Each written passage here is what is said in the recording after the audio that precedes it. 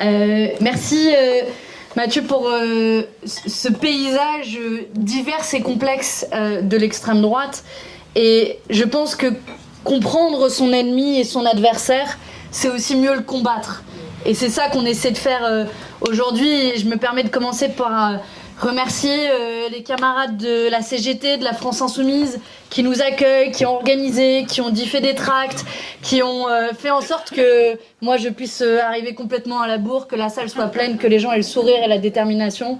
Le militantisme est la force d'une pensée globale, peut-être à laquelle une autre pensée globale, mais à laquelle on peut être fier, nous, d'appartenir.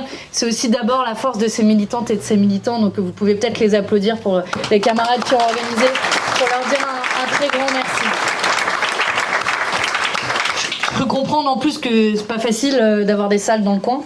Ça en dit quelque chose déjà de la diversité politique et de la manière dont on peut faire de la politique dans une région comme celle-là, que je connais bien. J'ai grandi dans le Var. Pour la petite anecdote, j'étais au lycée avec David Racheline à Fréjus. Alors on dirait pas comme ça, mais on a quasiment le même âge avec David Racheline, donc on était dans le même lycée à Saint-Raphaël. À l'époque, il était aux Jeunesse Identitaire, donc je sais pas où tu les classes dans ta classification. C'est dans le nom. Voilà. À l'époque, déjà, il menaçait les rares militants de gauche qu'on était à Fréjus-Saint-Raph. Je veux dire, comme beaucoup ici, on a expérimenter l'extrême droite dans notre chair, et à Toulon en particulier. Je sais pas qui habitait Toulon quand le Chevalier était maire, c'était 95-2000, c'est ça? Donc voilà, vous êtes une bonne moitié de la salle. Il y a peut-être des gens qui n'habitent pas Toulon ou qui sont venus à Toulon entre-temps. Bon, moi j'étais pas bien grande en 95, j'avais 5 ans, mais j'ai toujours entendu, parce que mon père est de Toulon en plus, les affres de ce que c'était l'extrême droite. Enfin, n'importe qui habitait la ville à cette époque pourrait parler de Le Chevalier comme des aides qui ont été retirées aux associations. Je pense notamment à Aide, à l'époque où le VIH augmentait, et c'était vraiment le syndrome de l'homophobie, une gestion économique catastrophique, un endettement de la ville, l'augmentation des impôts locaux.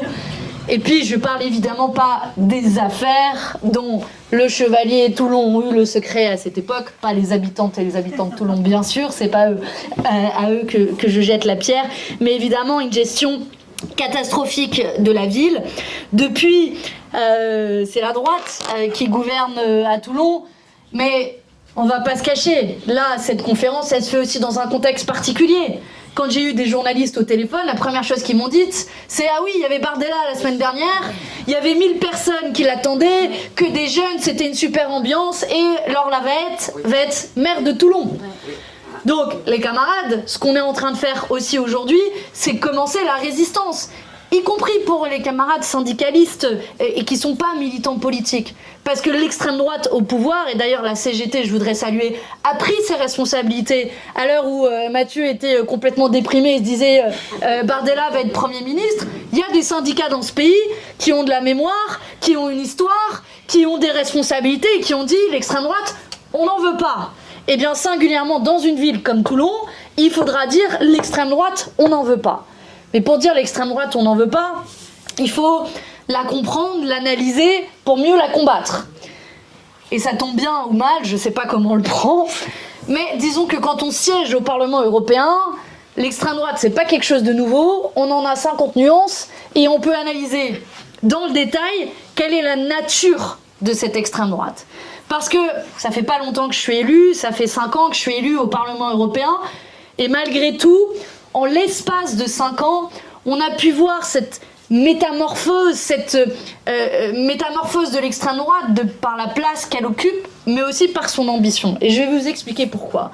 Parce que ce à quoi on assiste au Parlement européen, comme dans beaucoup d'États européens, et de plus en plus à la France, et j'y viendrai dans un second temps, c'est une fusion de la droite et de l'extrême droite. Cette fusion de la droite et de l'extrême droite, on la voit très bien dans un certain nombre d'États européens. Ça a été le cas en Italie, en Suède, en Hongrie, en Finlande, aux Pays-Bas. Et je vais venir après à la France. Et dans tous ces États-là, on voit qu'il y a des coalitions qui mêle nationalisme et libéralisme économique dont s'inspire la France et maintenant Marine Le Pen, et à tel point que ça dépeint sur l'ensemble du paysage politique. Et quand on prend un pays comme le Danemark, vous avez même le Parti socialiste qui reprend certaines des thèses de l'extrême droite sur les questions migratoires. Les socialistes ont été pendant très longtemps au pouvoir au Danemark en prônant une forme de politique d'immigration zéro. Et je pense qu'on peut en tirer quelques leçons de cela et ce dévoiement, et j'y reviendrai après. Pour arriver au Parlement européen, alors au Parlement européen, vous avez quelques nuances d'extrême droite. On a la chance d'avoir désormais pas un, pas deux, mais 3 groupes d'extrême droite. Vous en avez un qui est présidé par Jordan Bardella. Vous voyez tout ça, ce à quoi je fais référence. Je suis assez fière parce que maintenant c'est passé dans le langage commun et au moins les journalistes ont fini par comprendre qu'il était un fantôme au Parlement européen. Donc le groupe de Jordan Bardella. Vous avez un groupe qui est, disons, l'extrême droite, que je vais un peu simplifier et caricaturer, mais l'extrême droite très conservatrice d'Europe de l'Est, très fondée sur des valeurs religieuses, dont l'obsession, c'est d'être contre l'avortement et contre le droit des femmes. Le groupe de Jordan Bardella, qui s'appelle les Patriotes maintenant, leur obsession, c'est plutôt l'immigration. Évidemment, ils se votent leurs amendements respectifs, au cas où il y a un doute. Et le 3e groupe, c'est le groupe de l'AfD, donc l'extrême droite allemande, qui est un groupe qui mêle une forme d'antisémitisme résurgent. C'est eux qui voulaient toutes les personnes d'origine étrangère les renvoyer dans un pays, mais on ne sait pas lequel, parce que quand vous êtes allemand et que vous avez juste un nom, pas à consonance allemande, ils voulaient quand même vous renvoyer on ne sait pas où. Donc voilà, vous avez ces 50 nuances d'extrême droite. Et il y a un truc qui a changé sous ce mandat-là, depuis qu'on a été élu, ça fait pas longtemps, depuis le mois de juin dernier, c'est que pour la première fois, il n'y a plus ce qu'on appelle un cordon sanitaire. Au Parlement européen, ça tenait plutôt bon. On n'élisait pas de vice-président du Parlement d'extrême droite. Les autres groupes, même les groupes de droite, ne votaient pas les amendements d'extrême droite. Et tout ça, en l'espace de quelques semaines, a volé en éclats. On n'a pas eu beaucoup de votes là depuis le mois de juin, les sessions viennent à peine de recommencer, mais la droite et l'extrême droite, de plus en plus, votent des amendements ensemble. Je vous prends quelques exemples dans les semaines qui viennent de se passer. Ils ont voté ensemble un amendement, la droite et l'extrême droite, pour, devinez quoi, financer des murs aux frontières de l'Union européenne. Parce que c'est bien connu, plus on met de murs, plus on met de barbelés, moins il y a de migrants, parce que évidemment, on va leur dire ça quand ils vont quitter la misère ou la violation de leurs droits fondamentaux en Palestine, en Afghanistan ou ailleurs. Le fait qu'il y ait des murs, c'est bien connu, ça va les arrêter. On la connaît, la seule conséquence, ça va être davantage de morts en mer Méditerranée ou aux frontières de l'Union européenne. Ben voilà une des obsessions de l'extrême droite qui a été servie par la droite, qui a été votée par la droite et qui est maintenant dans le budget européen. Donc je pourrais vous donner tout un tas d'exemples comme ça, on les retrouve sur les sujets climatiques évidemment, sur les sujets des droits des femmes, où il y a de plus en plus une convergence entre la droite et l'extrême droite. Et c'est intéressant la manière dont ça s'est fait, parce que d'abord, c'était fait en coulisses. En gros, la droite avait un peu honte de s'allier avec l'extrême droite, donc ils faisaient leur petite magouille dans leur coin, et puis comme de par hasard, à la fin, les votes étaient les mêmes, mais vous comprenez, c'est pas une coalition. Bon, là, hier, ils ont validé les derniers commissaires européens, c'est l'équivalent du gouvernement, et là, ce qu'ils ont fait, ils se cachent même plus. Pour la première fois de l'histoire de l'Union européenne, donc bien avant que je sois née, première fois de l'histoire de l'Union européenne, on va avoir un vice-président de la Commission européenne, donc c'est comme un vice-président dans un gouvernement, qui sera d'extrême droite, Raffaele Fitto, qui a été un ministre de Giorgia Meloni. Et quand on leur pose la question, absolument aucune difficulté. Et le pire dans tout ça, c'est que vous croyez que les autres groupes, y compris soi-disant progressistes, pro-européens, je ne sais quoi, mettez tous les qualificatifs que vous voulez, vous croyez que tous ces groupes-là vont dire non, c'est une ligne rouge, l'extrême droite, on collabore pas avec eux, etc. Non, non, non, non. Les socialistes, les libéraux et la droite, juste, ils élargissent un petit peu les frontières, pour une fois qu'ils aiment bien élargir les frontières, et puis ils se mettent d'accord avec l'extrême droite. Et petit à petit, ces plaques tectoniques, là, au Parlement européen, qu'on perçoit pas forcément dans notre vie quotidienne, dans notre travail quotidien, etc., sont en train de bouger. Et je vous raconte tout ça parce que ça dit quelque chose d'une nouvelle dynamique de la droite et de l'extrême droite, mais aussi du renoncement d'une partie de la gauche à aller affronter, mais de manière frontale. Et oui, moi j'y suis allée de manière frontale en disant « Vous êtes en train de faire des magouilles avec l'extrême droite, vous êtes en train d'abdiquer vos valeurs, vous êtes en train de nommer un commissaire européen qui traite les Roms de vermine, de vermine. » Et malheureusement, je pourrais vous faire une liste tellement longue de toutes les horreurs qu'ils ont dites, racistes, xénophobes, etc. Et quand on a une partie de la classe politique qui abdique, alors c'est l'essentiel du spectre politique qui se déplace. Ça a été théorisé, ça s'appelle la fenêtre d'Overton. Avant, Marine Le Pen, elle était considérée comme extrémiste, l'extrême droite était considérée comme extrémiste. Mais tout le champ politique et médiatique se déplaçant tellement, à la fin, les extrémistes, ça devient de la France insoumise parce qu'ils ont l'outrecuidance de dire que peut-être il y a un génocide en cours à Gaza et que le droit international nous oblige à dire que quand même, on a un petit enjeu de protection des populations civiles. On devient les extrémistes en proposant un impôt de solidarité sur la fortune, parce que quand même, on est bien placé pour savoir dans la région qu'il y en a qui s'en mettent plein les fouilles, mais qu'il y a quand même un certain nombre d'inégalités, parce que cette fenêtre d'Overton de ce qu'on considère comme entendable se déplace. Et donc un jour, une idée qui est absolument inimaginable, le jour d'après, elle devient entendable, acceptable, promue par les médias, aidée par les médias, pas comme des journalistes comme Mathieu, je pense plutôt à des médias comme CNews et autres. Et petit à petit, cette fenêtre-là se déplace. Et c'est exactement ce à quoi on est en train d'assister. Et on voit cette ambivalence, cette hésitation un petit peu du Rassemblement national, dont le naturel revient vite au galop. Vous avez vu comment ils ont eu du mal à se dépêtrer sur cette histoire de binationaux pendant la campagne législative, où ils voulaient que les binationaux n'aient absolument aucune, ne puissent pas devenir fonctionnaires, n'aient aucune responsabilité, etc. J'ai écouté Jordan Bardella lundi sur BFM, là, il a dit mais non, on a été mal compris, c'est pas notre idée. Donc on voit il y a un peu une tension là entre leur identité qui vise à diviser la société en fonction de la religion, des origines, etc. d'un côté, et puis de l'autre, évidemment, un aspect plus social, plus traditionnel au Rassemblement national, dont tu parlais avec Marine Le Pen. Et on voit qu'ils tentent d'élargir le consensus raciste à un espèce de consensus islamophobe. Donc n'importe quelle personne qui serait de religion musulmane est un terroriste en puissance ou je ne sais quoi d'autre. Et là où ça se concrétise le plus, je trouve, tu parlais des questions féministes, moi, ça, en tant que jeune femme féministe, ça me frappe à quel point ils essaient de s'approprier ces questions. S'ils bataillent contre le voile, c'est pas parce que ils veulent stigmatiser la religion musulmane. Non, vous pensez bien. S'ils bataillent contre le voile, c'est pour la liberté des femmes. Pardon, la liberté des femmes ? Mais qu'est-ce que vous dites d'habitude du droit des femmes ? Qu'est-ce que vous avez à dire sur la liberté de choisir des femmes ? La France est un État où on a le droit de choisir. Et les femmes peuvent bien faire ce qu'elles veulent dans notre pays. Et on voit comment ils essaient de se draper derrière.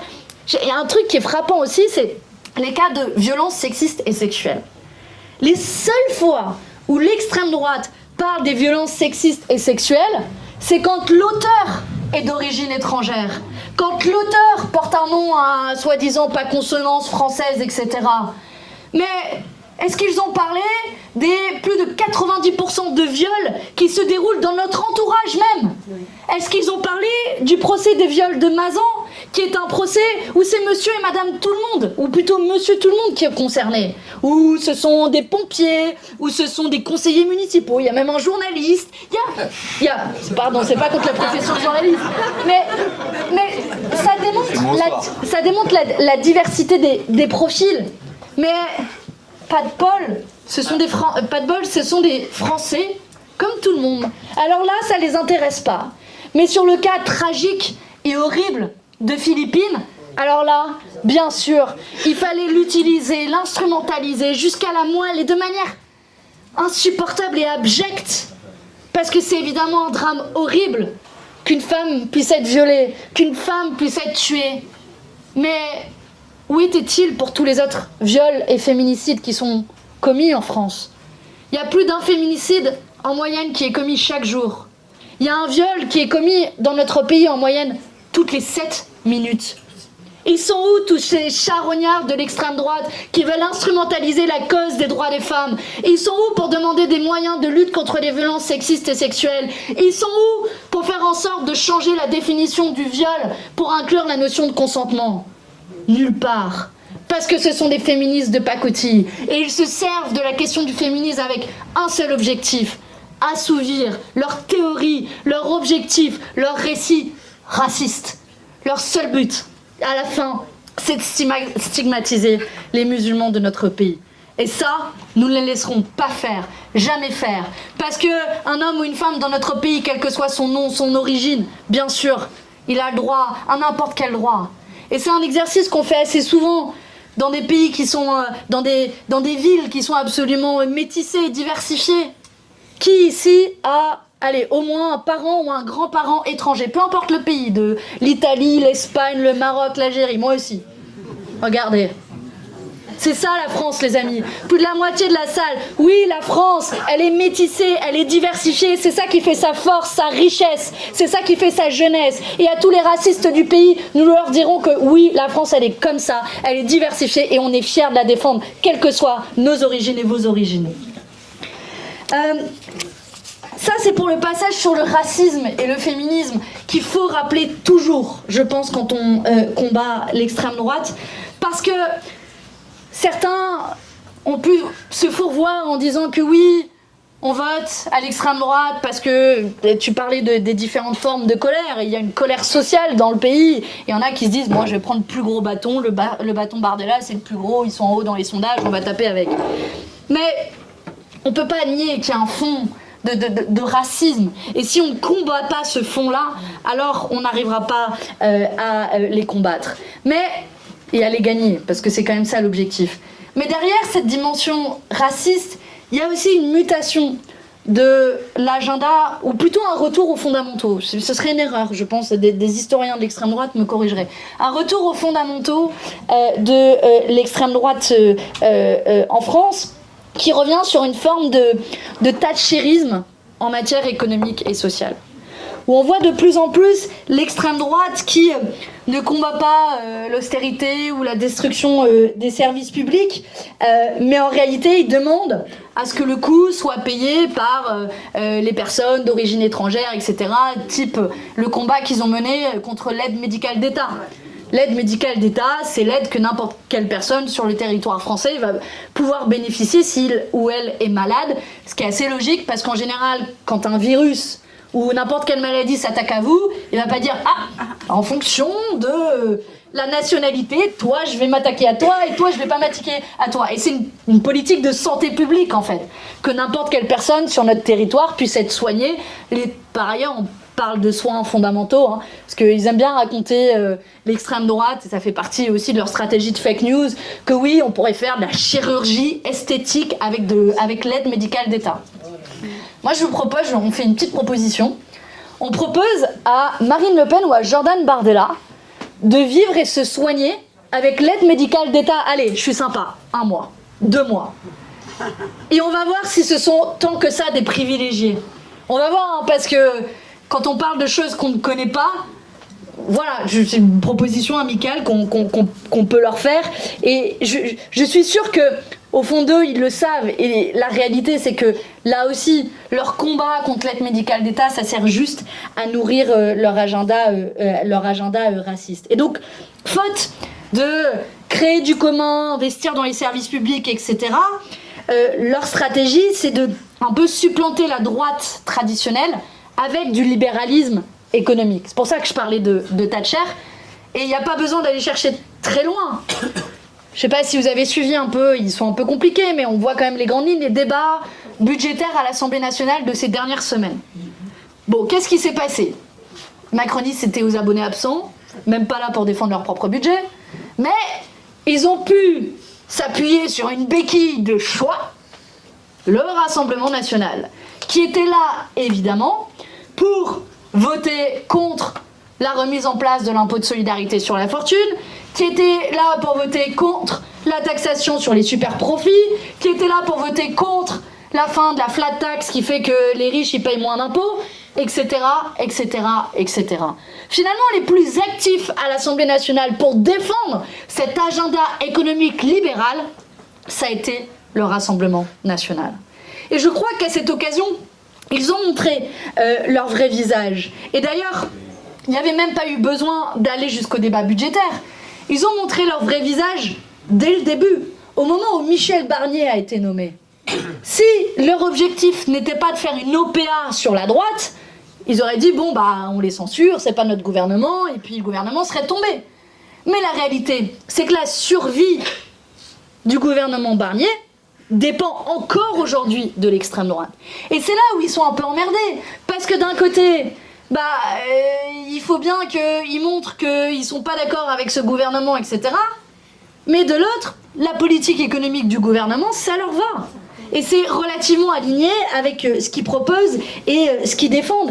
Et on l'a vu d'autant plus ces derniers mois et ces dernières années dans la stratégie du Rassemblement national de séduire qui ? Pas vous ici dans la salle, mais le grand patronat. Je parle pas des patrons de PME là, je parle le grand patronat d'une part et les milieux économiques de manière plus large d'autre part. Il se murmure que Jordan Bardella aurait organisé un certain nombre de dîners avec des dirigeants du CAC 40. Je me souviens aussi pendant la campagne des européennes d'un débat qu'on a fait au MEDEF. Et vraiment, ça m'a frappé. Je l'avais jamais vécu comme tel, mais quand Jordan Bardella était là devant le MEDEF, donc les représentants des grands patrons, ce qu'il a fait littéralement, il n'y a pas d'autre mot, c'est une danse du ventre. C'est vous voulez ça, je vous le donne, je vous voulez ça, je vous le donne, je suis le plus formidable, le plus beau. Je veux dire, c'en était même gênant. Et même la droite, les républicains, n'étaient pas autant dans une séduction du grand patronat et des grandes entreprises. Et pour moi, c'était assez symptomatique de leur stratégie qui est singulièrement incarnée par Jordan Bardella, de conquête des milieux économiques, d'une forme de notabilisation et de fusion de la droite et de l'extrême droite. Et c'est ce à quoi je pense on est en train d'assister en France et ce à quoi on a déjà assisté dans une partie de l'Europe. Je prends un autre exemple d'actualité.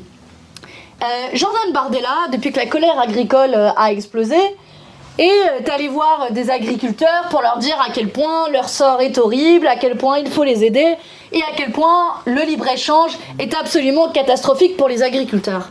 Mais Jordan Bardella, il n'est pas président de groupe au Parlement européen. Et ils ont fait quoi, les députés de son groupe, sur les derniers accords de libre-échange ? Je vous laisse deviner. Bah ouais, ils ont voté pour. Ils ont voté pour. Pas plus tard qu'avant-hier, j'ai demandé à ce qu'on ait un débat, une résolution sur le Mercosur la semaine prochaine. Quand même, accord de libre-échange avec le Mercosur, enfin, il est au cœur de l'actu. Ça fait des années que nous, on s'obsède sur ce sujet, dans notre pensée globale à nous. Et bon, ça n'intéressait absolument personne. Ça fait des années qu'on disait bien sûr que les agriculteurs allaient être soumis à une concurrence déloyale de la part de... Je suis allée visiter une exploitation à côté de hier, aujourd'hui, de volailles. L'agriculteur, ouais, domaine des Fouques, pour leur faire de la pub. L'agriculteur, il a 2000 volailles max. Il fait aussi du vin, etc. Au Brésil, en Argentine, c'est pas 2000 qu'ils en ont dans l'exploitation, c'est 100 000. 100 000.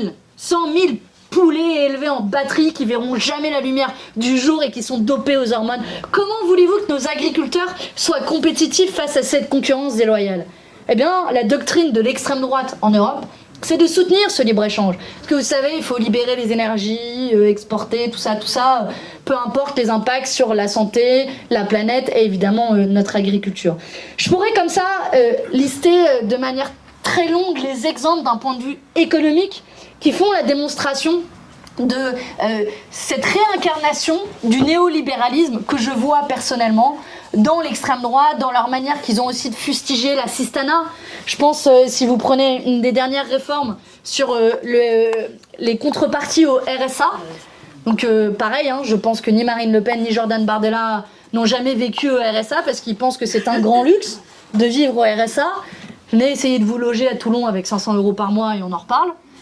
Mais ils ont inventé une formidable chose, c'est les 15 heures de travail en échange de votre RSA. En fait, si vous faites le calcul, 500 € par mois et 15 heures de travail par semaine, ça fait moins que le SMIC horaire. Donc ça s'appelle de l'exploitation déguisée en fait. Et c'est extrêmement grave. Et ça, le Rassemblement national l'a évidemment soutenu des deux mains. Et ce discours de c'est finalement votre voisin qui vous vole votre pain, ils sont en train de l'alimenter encore plus qu'avant, parce qu'avant c'était votre voisin musulman ou votre voisin étranger, mais là ils en arrivent à c'est votre voisin dans leur stratégie de division de la société, mais aussi de réunification des droites et de l'extrême droite pour supplanter la droite traditionnelle. Ce qu'on voit dans la région, pas besoin d'aller chercher très loin, les résultats de l'extrême droite en région PACA, on a encore une droite qui est assez forte, mais voilà, on est le Var, on est un département, on a 100% maintenant des députés qui sont au Rassemblement national. Non, pas nous, pas la circo. Sauf cette circo, pardon, c'est sauf une. C'est sauf une. Mais, On a résisté, nous. Pas moyen. mais venez dans l'Est Var et vous verrez aujourd'hui à quel point le Rassemblement national a tout raflé. Et on sait très bien qu'ils ont des vues sur la mairie de Toulon, avec Laure Lavalette, ils l'ont très bien annoncé, et ils sont en train petit à petit de remettre la main sur ce qui traditionnellement, je veux dire, on va pas se cacher, la région elle a toujours été de... Enfin non, c'est pas vrai. La région, avec Vauzel, elle a été de gauche. Il a été de gauche socialiste il y a 15 ans, un truc comme ça. Non, 15 ans, une quinzaine d'années. Bon, quelqu'un vérifiera là, le dernier mandat de Vauzel. Mais il y a toujours une droite assez forte dans la région. Et on voit que petit à petit, cette droite, elle se fait supplanter, voire elle s'allie avec l'extrême droite. Et le meilleur exemple de ça, c'est évidemment Ciotti, dont on ne va pas refaire le dessin et les œuvres. Maintenant, pour conclure, que je vous ai fait un long laïus sur la fusion de la droite et de l'extrême droite, la métamorphose, la compréhension de l'alliance en fait d'un racisme décomplexé et d'un néolibéralisme renouvelé. Moi, c'est comme ça que je résumerais mon analyse personnelle, mais qui est cohérente avec les travaux des universitaires, avec le bouquin et avec aussi les enquêtes journalistiques. La question à se poser maintenant, c'est ok, c'est bon, on nous a déprimés, les mecs sont archi-racistes, archi-xénophobes, sexistes, etc. Sympa, mais comment on les gagne ? Comment on passe d'être 100 dans une salle à Toulon à renverser le pays ? Et c'est ça la question qu'il faut qu'on se pose collectivement, de comment on passe à l'action une fois qu'on a bien compris l'extrême droite.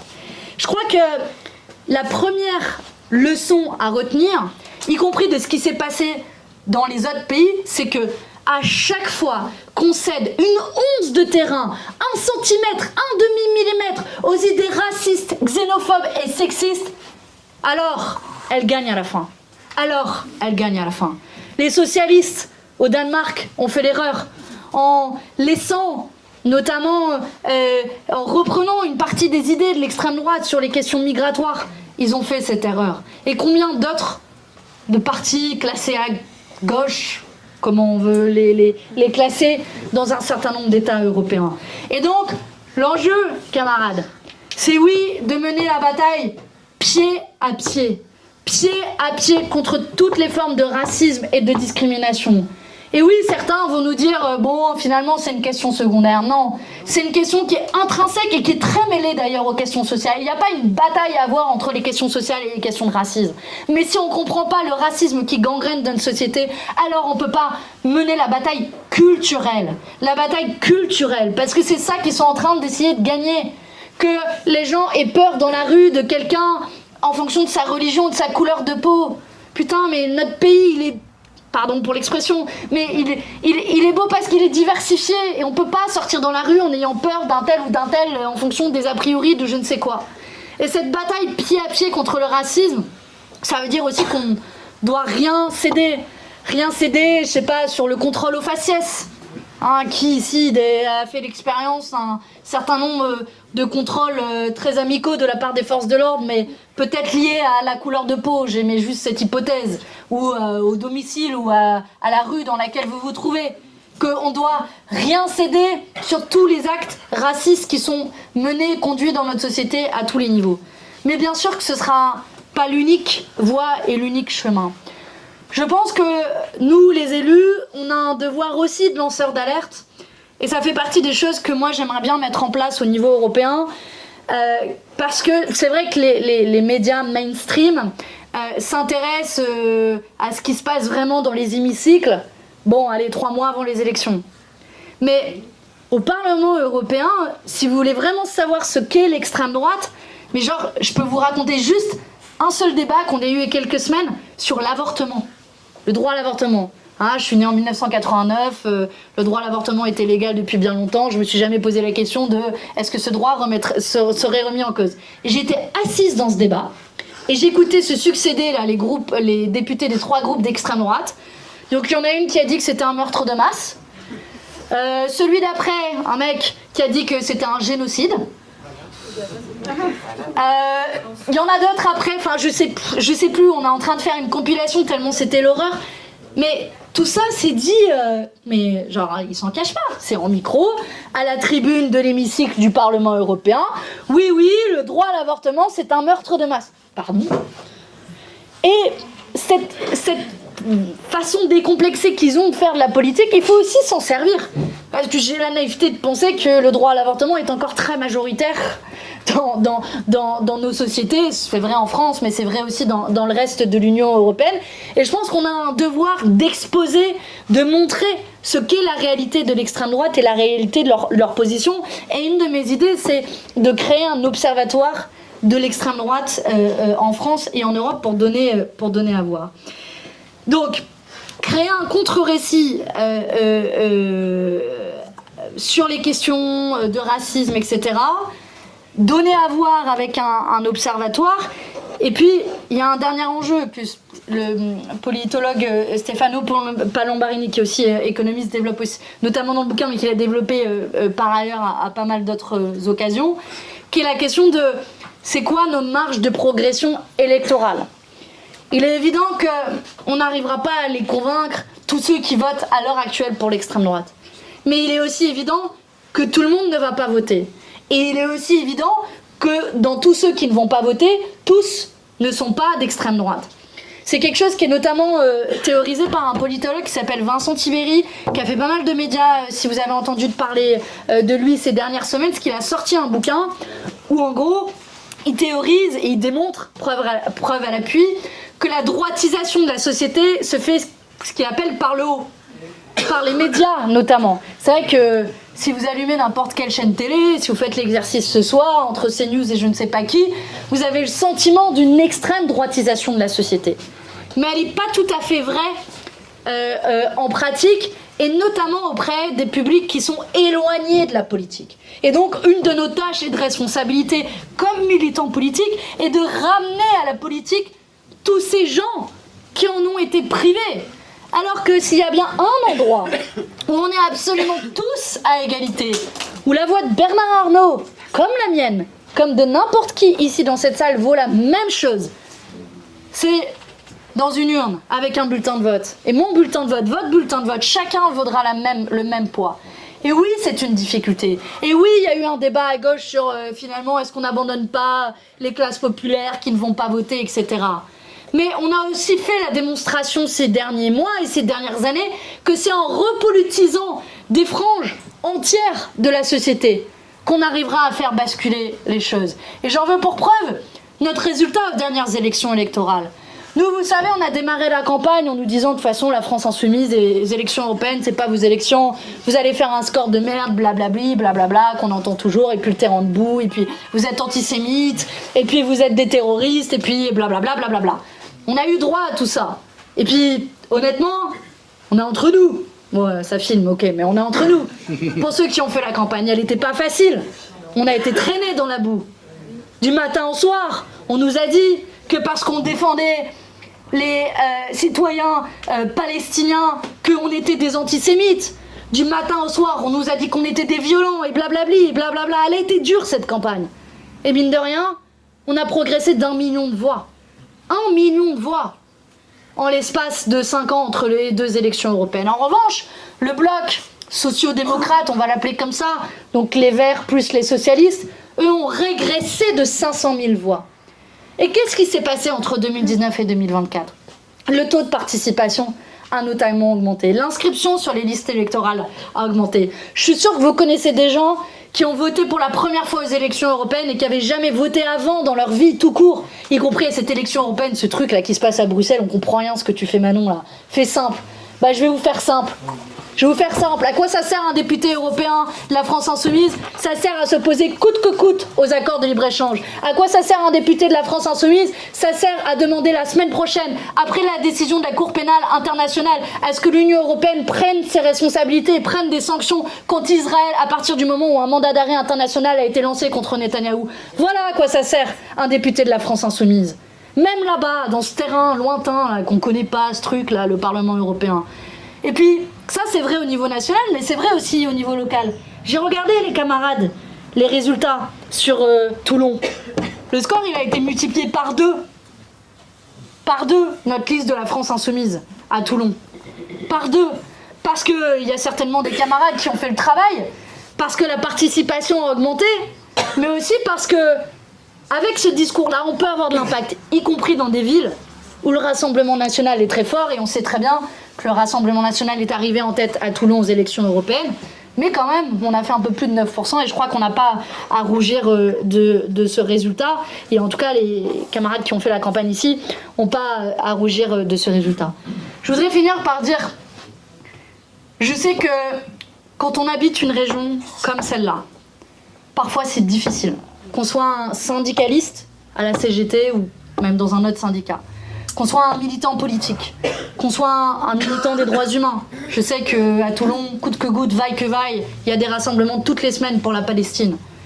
Je sais que pour toutes ces composantes de notre galaxie à nous, militantes, c'est pas tous les jours facile. Et c'est singulièrement pas facile quand on milite à Toulon, et j'en sais quelque chose là où j'ai grandi. Mais je sais aussi que non seulement la lumière au bout du tunnel, elle existe, mais elle existe quand on a des gens vaillants comme vous toutes et vous tous qui menez la bataille. Pas uniquement les camarades qui font campagne ou qui font du syndicalisme dans des endroits comme Montreuil où on peut se permettre le luxe d'avoir un second tour entre la gauche et la gauche. C'est pas la même chose. Mais je veux vous dire que la bataille, on va aussi et avant tout la mener ici. Qu'il n'y a pas ce truc de le Var, territoire oublié, abandonné, parce que de toute façon on n'aura toujours que des députés fachos. Non, la bataille culturelle, on va la mener pied à pied aussi ici dans le département. Que vous pourrez compter à la fois sur la production intellectuelle qui est faite, et je remercie encore Mathieu d'avoir fait le déplacement pour venir jusqu'ici à Toulon. On va la mener pied à pied aussi avec les militantes et les militants de secteurs et d'horizons différents, parce qu'il n'y a pas que des militants politiques pour mener cette bataille, qu'il y a une bataille culturelle à mener aussi contre un système médiatique qui est souvent bien plus fort que nous, et une des manières aussi de soutenir la diversité médiatique et de s'abonner à Street Press, de les soutenir parce qu'ils font un travail indispensable, notamment pour montrer et exposer ce que fait l'extrême droite, où elle se nourrit et la manière dont elle construit son agenda raciste et xénophobe. Et donc je veux vous dire, en ce mot de fin, ne perdez pas espoir, que parfois, franchement, c'est un peu dur, ils flottent dehors, on va l'édifier des tracts, on va être 10 à notre réunion ou à notre rendez-vous à je sais pas quoi. Mais perdez pas espoir, parce que la bataille, elle se mène avant tout dans les territoires comme ici, où on sait que c'est le plus difficile, mais on sait que c'est là où la bataille culturelle doit être la plus forte, la plus frontale, et vous pouvez compter sur nous pour continuer à la mener pied à pied jusqu'à la victoire, on le souhaite. Merci à vous.